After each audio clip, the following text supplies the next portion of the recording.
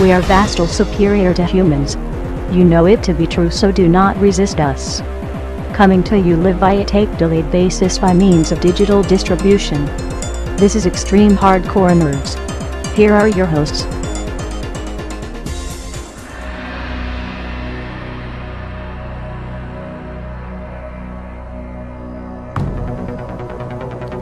Ready, set, game on. Welcome back. It is now time for reviews. I'm so great we have that. And this week on the chopping block, Prototype 2. Now we had two reviewers for this one, Stefan and Gunnar. Hello. Gentlemen, who would like to go first? Gunnar, because we don't hear his methodical tones enough. Oh, I was going to say Stefan. Yeah, I know. That's why I jumped ahead of you. Okay, well, I'll just go over the basics of it, I guess. So, Prototype 2, for those of you who haven't played Prototype 1, you're in New York City, and luckily, if you do decide to pick this up, there is a short video in the beginning that you can select that will kind of fill you in on what happened. There's this, like, virus thing is infecting people, turning them into this kind of, like, zombie-like creature, and it's the source of this company called Blackwater, I think. Blackwatch. Blackwatch, yeah. They're the bad guys, whatever. And in the beginning of this one, you're a ex-military person who your family was in New York when the outbreak began, and your family just got all fucked up. And you want revenge, and you think, damn it, I just failed again. I'm playing it right now. As you can clearly tell, he's trying to do this as we speak. And so your family is killed, and you want revenge, so you get sent over to the red zone to try and find him and kill him. And this is where the game opens up and drops you right in the middle of the worst part of New York City, as it's just being torn apart by these human things. And you come along the guy who kills your family. And I love that. 10 seconds in. Yeah, 10 seconds Kill James Heller. Or James Heller. Kill Mercer. There he is. Yeah. Bang. Yeah, it's like done. Seriously? The game starts off a little kind of rocky. As they try and introduce you the controls, it kind of feels like a big QuickTime event. It does definitely pick up with the controls later. Eventually you get to it, and not to go any further in the story, but Mercer infects you with the same thing he has, and you become like him with the powers. Honestly, this game kind of felt to me like Arkham City, but with Venom, and more violent. So, wait, I have a Arkham question. City's But Spider-Man. you play Mercer as the first one, correct? Yeah. Yes. Okay, so then you're playing as a different character. In this one, on you're this James Heller. Yeah. All right. Yep. You're You're playing as Heller, who got basically Mercer didn't he need your identity to get in? No, Mercer literally is rolling through the city destroying stuff, and you happen upon him after your convoy is destroyed, and after chasing him down and screaming at him, apparently, stabbing him a few times, which does absolutely nothing, Mercer, for some reason, takes interest in you and infects you. Okay. That's it. He does explain why, but I don't want to spoil some of the story. Fair enough. Yeah. But like I said, it's super violent, over the top.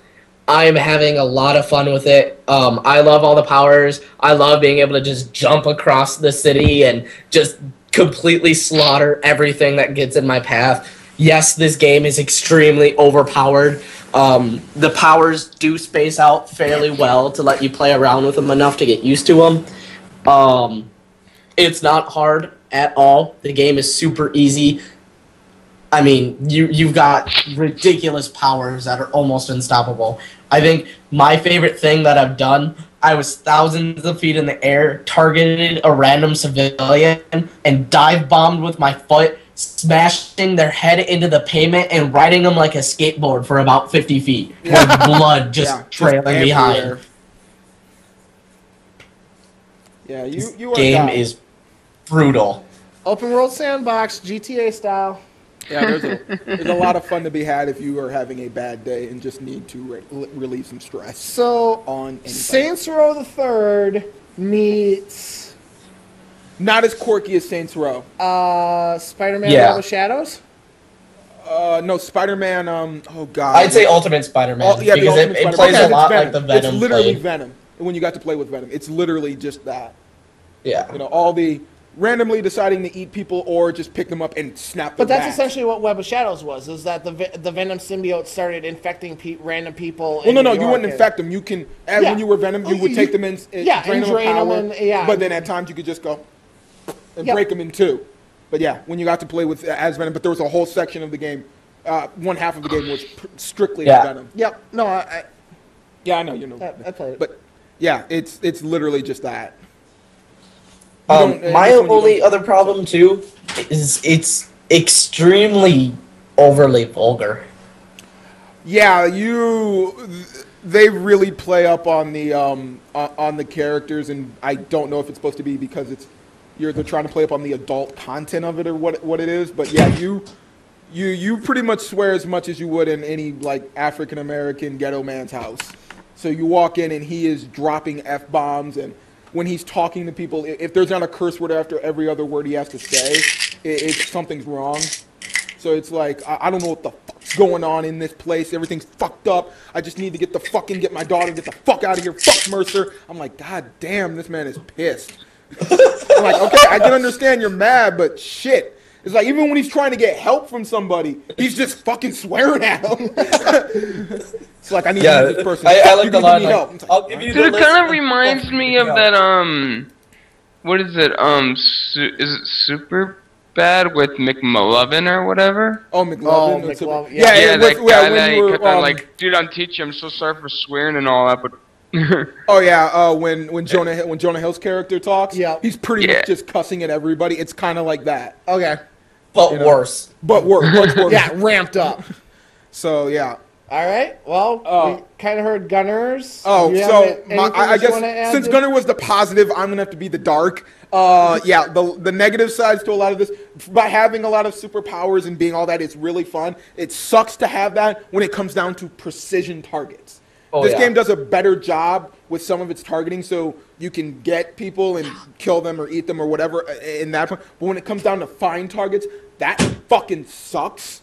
Because at a lot of points in the game, there will be points where you have to eat a specific person. Oh, yep. Or you have to get a specific item or something like that. That will fucking suck because a lot of the times you will end up killing that person. Yep. And I've lost the game quite a few times, accidentally killing my targets or weakening to the point that they ended up getting killed by somebody else, which blows like shit. I've only had that happen to me one time so far, where I've killed the person that I was trying to either Yeah, I've had that protect or happen eat. quite a few times because I didn't think that the other NPCs would be able to kill targets, but I would weaken somebody and then all of a sudden, giant explosion, they're dead. I'm like, fuck, again? So that would be a kind of a problem. Being in crowds can be a pain too when it comes to the controlling of the character because you try to move around or try to get around somebody, and when they have their dodge mechanic is jumping and you jump over a character, sometimes I'd be fighting one character and in a group, I will literally jump backwards over someone completely behind me. And I'm like, I don't want to be over there. Some of the combos are, while they're easy, they're very weird to control because trying to actually punch out a character for some reason, I would hit one button and they would just go flying across the screen. And I'm like, fuck, now I gotta go chase this guy down. All while being shot or having to go through waves of other enemies. That will definitely be a pain in the ass. I hate the progression system this time around. They have 3 different progression systems for him. He's got his standard leveling up, and that just comes from eating people, killing stuff. And that upgrades health, regenerative abilities, stealth, your mass attack, all that stuff. Then there's separate progression levels for upgrading your weapons abilities. So the blades, the claws, the whip fist, all of that stuff. Now that comes from eating specific targets. Now they're not specific targets in the matter of they're special because they show a different ability or they're special because they're more powerful. No, they're just random other infected that show up on your screen every now and then. Yep. they can be killed by accident. And they don't just come back. They randomly appear. So it's not progressive. It does happen after like a certain points in the story that you get them, but it's not progressive as in you've killed enough people, here's a level up that can make your strawberries strong. You've eaten enough people, you level up, this will make your... No. And that's how they do that for a lot of things. And the same way happens when you have skill levels, which is for like add-on bonuses. So consuming people will give you more life back. Okay. Or killing certain enemies will be more effective. That comes from doing side quests. And has nothing to do literally with the power. So you don't gain something from anybody. No, just finishing the side quest somehow gives you the mental knowledge that now you are more prepared to eat people and become more efficient at it. Okay. I don't know why they had it that way. So, yes, this game does suffer from that repetitive sameness. Even no matter what you do, side quest or side quest, it is kind of interesting. Every time you do one of the side quests, you will get a random flash of a memory that hardly has anything to do with the story. Okay. It's just more or less enemy bad, why they're involved, and blah, blah, blah. The story is crap. There's no middle ground of anything. Everyone who's bad is bad. It's hard to tell if anyone's good in this entire fucking story. No, there's not. I don't even think I'm good. Huh?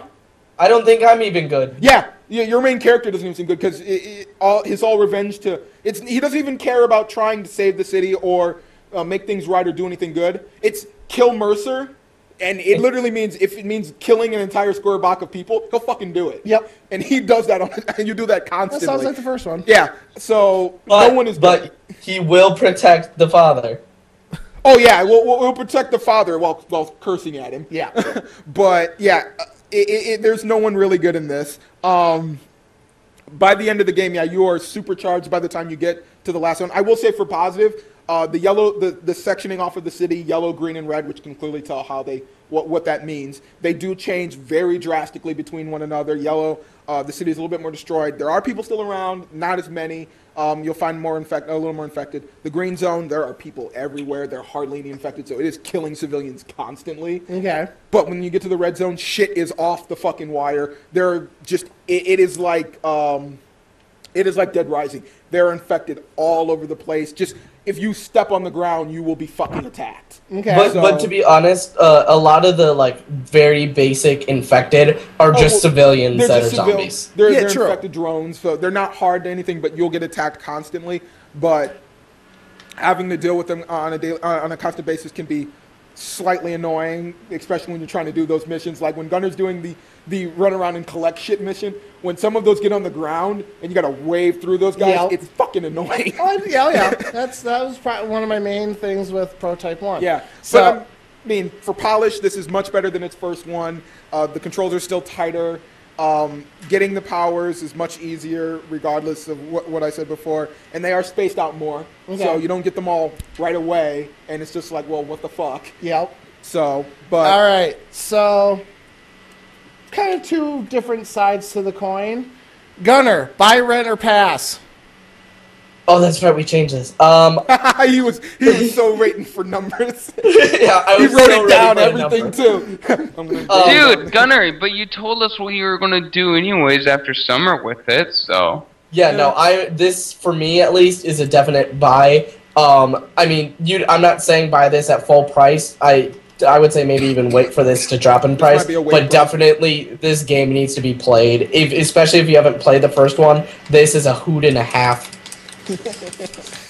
Yeah. Buy, rent, or pass. If you're a fan of the first one, go ahead, buy this. You're going to pick it up anyway. It's worthy of that. It's better than its predecessor, so I'm told. So I'm not going to do that. If you're new to it, go ahead. Go ahead and pick it up. I'd say, along with Gunner, wait a little because while there are certain little things that you probably won't like to go through, you can still get a blast of just being dropped right into a city and just causing mass panic everywhere you go.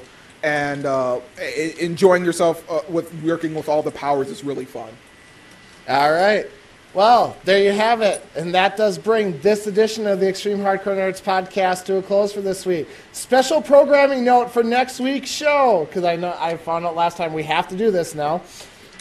Next week's show will be a comics-only show. We are covering the Avengers. We are covering all the events that we will take in and all the comics that we will find during Free Comic Book Day. So it will not be a traditional show. It will be a special comics only edition. We'll all wear glasses. You have been forewarned. With all that having been said, I am, of course, your host, your all-knowing exalted one, Andy Kruger, and along with me this week, the slayer of Mercer, the holder of the virus, the Doc Reaper, Stephen Bratton. And with us on Skype this week, Still playing Prototype 2, Gunner Sipper. And along with him,